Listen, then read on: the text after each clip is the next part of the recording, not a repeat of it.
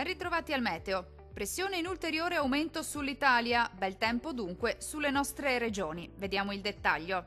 Sul Veneto ampio soleggiamento ovunque al mattino, ma dal pomeriggio non si esclude qualche breve acquazzone di calore sui monti. Altrove invece si manterrà buono, con cielo sereno o al massimo poco nuvoloso un po' su tutti i settori.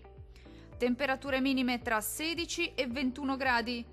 Valori massimi compresi invece tra 28 e 33 gradi. Spostiamoci ora a vedere che tempo farà sul Friuli, Venezia Giulia.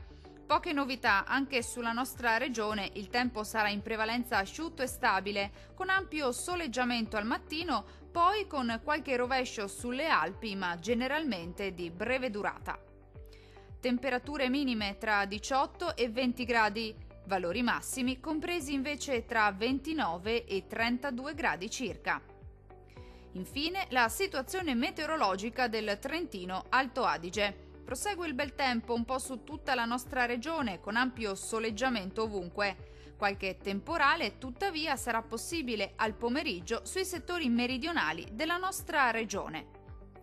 Temperature minime sui 17 gradi. Valori massimi oscillanti invece tra 30 e 32 gradi circa. Dal meteo per ora è tutto. Arrivederci al prossimo aggiornamento.